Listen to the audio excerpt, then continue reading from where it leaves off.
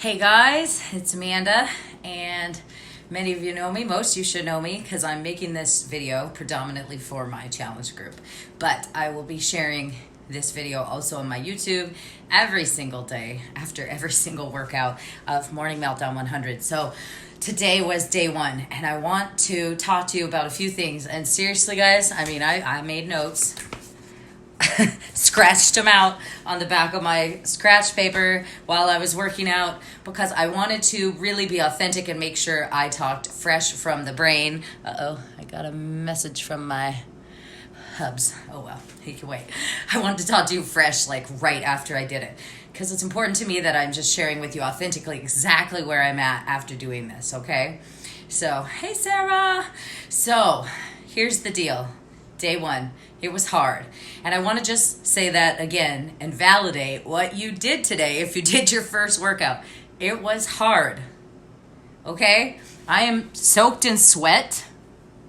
All right? Hi! I'm soaked in sweat. And I'm not even saying that was like the best workout I ever did. I gave it my all and I was dying. No, I just went for it. I tried to give it my all. I wanted to check in with all of you and be able to say I crushed it. So I worked out hard. Everybody sweats a different amount. So let's just get that out of the way with first, right? And I'm going to try and make this quick. I'm going to try and make this 10 minutes. 10 minutes or less every day. Okay. Everybody sweats a different amount. So don't think if you aren't drenched, you didn't work hard. But you should probably look like you did a workout. My face is red. I'm sweaty. I might not smell too pretty. Okay? So there's a couple things I want to go over with you. Then at the end, I have something surprise for you. So the first thing I want to say is modifying. That's what I want to talk about real quick, okay? Modifying. I modified the star jumps, this move here. I was able to do those, but I couldn't go as fast as them. So I modified that by every time they were moving on to the next set of those, I can't remember the sequence, but every time they moved on to the next set, I was just a little bit behind. So I modified that by going slower than them, but I was still working hard and I was still doing the same moves, okay? So that's one way you can modify. I modified the run lunges, and those are my nemesis. Cardio is cardio, dude. It's all my nemesis. But that was this 8, 7, 6, 5, 4, 3, 2, 1, and then you did this. Shh. I couldn't keep going the whole time, so I had to start stepping it back and lunging like this. Now, I didn't just go like this, and I didn't just march in place. So that's the second thing I want to say about modifying. If you modify, do it with intention. Sarah says I had to do the same. If I went as fast as them, I was sacrificing form. Exactly. Your form is your key to not getting injured. And now if you know me or you followed me for any amount of time, hi, I'm in the middle of a video. Sneak hi. Hi. Okay, out. Thank you. I'm going to be quick. If you followed me any amount of time, I totally lost my train of thought. See? Elijah, you made me forget. Oh, that I've been doing this for like 5 years and I'm still modifying, right? So maybe that's what I was saying. Anyway, and I also had to modify on the plank runs. I hate them.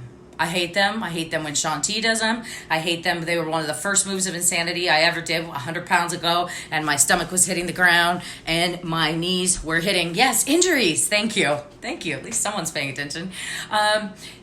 The reason I've been able to do this 5 years without getting injured, and I'm not saying it can't happen, knock on wood, and God forbid, I had an injury from surfing, from one of my Beachbody coaching trips, but nothing from working out. And the thing is that I listen to my body, but I also push. And the way you push without getting hurt is you don't sacrifice form, okay? Form over speed, always. Form over speed. Okay, so the plank runs. So I had to take a little breather for a second, but I stayed in the plank. Tried to catch my breath, and then when I realized that wasn't working, I still wasn't catching my breath. I just kept doing the plank, but I just stepped it in. Now there's a modifier in the video who modifies by being on all fours, and she goes back with her leg, so I guess you can't see this, back with her leg, brings it in, back with her leg, brings it in, and she's on all fours on the ground. I don't need quite that modification. So I found something in between that's still working the same way, right? So that's the first thing I wanted to talk to you about was modifying. Don't Keep your blinders on and know that if you're doing your best, you're doing your best.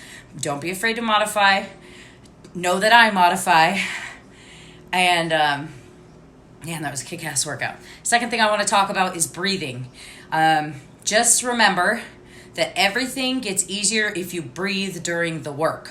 Okay, so for any move, like while you're squatting, if you reassess or listen to yourself, and sometimes you can even hear it on my videos, on my stories, on Instagram and Facebook, I'm like, not going like this.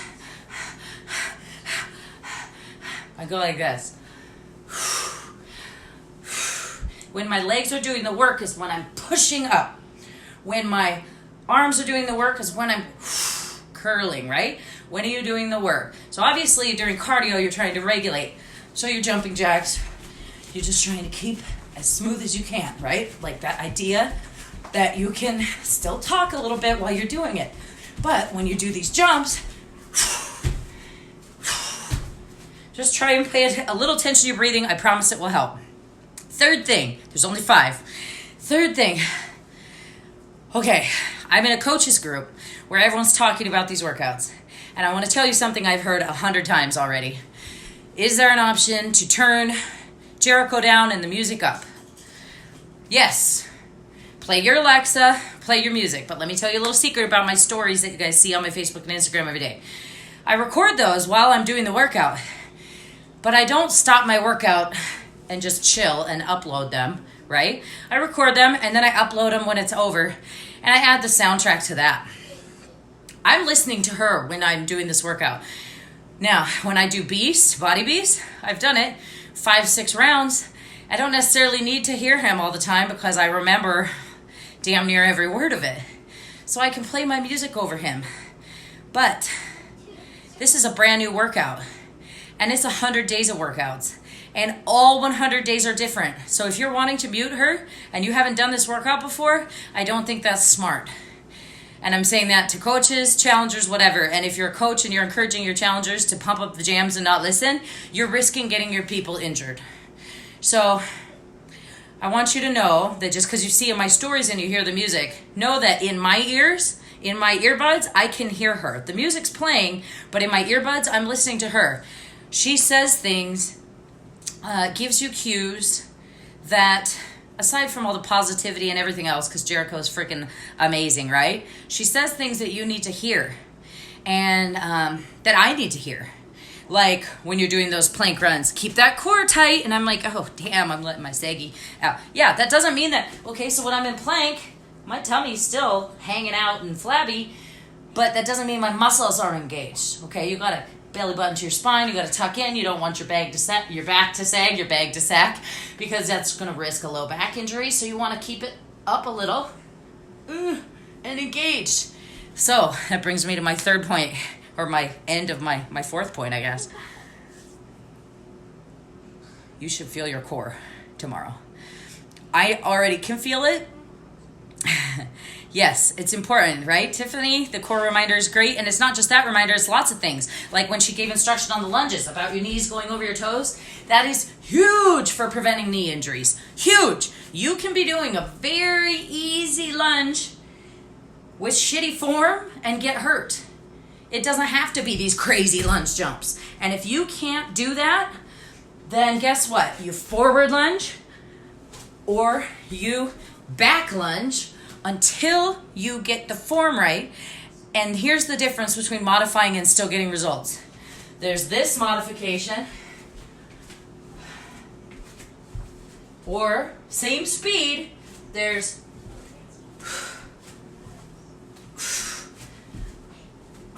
God, my legs are sore. See, there's intention. You can make something weigh 50 pounds if you make it weigh 50 pounds. Or you can just kind of and not get the results, okay? So that's like my big fourth thing. Okay, last thing. And then I promise I'm going to wrap this up. I have no idea how long it's been, but I hope it's around 10 minutes. If next time I'll put a timer on, because I'm going to do these every day for 100 days. If you didn't start today, I wouldn't use a Swiffer for a steadying stick. I would Much more prefer you use something stable if you need a steadying stick, like a counter or at least a sturdy dining room chair, and you can hold on to that. And you can check your form, and is your knee below the head of your toe? And if you're gonna lean forward, because when you get tired you tend to lean forward, just think chest up, listen to those cues, grab something, put a chair there. There's no shame in your game. You can still be working out hard, I promise. Okay, last thing, if you didn't start today, because this is going primarily to you guys in my challenge group, if you didn't start today, start tomorrow.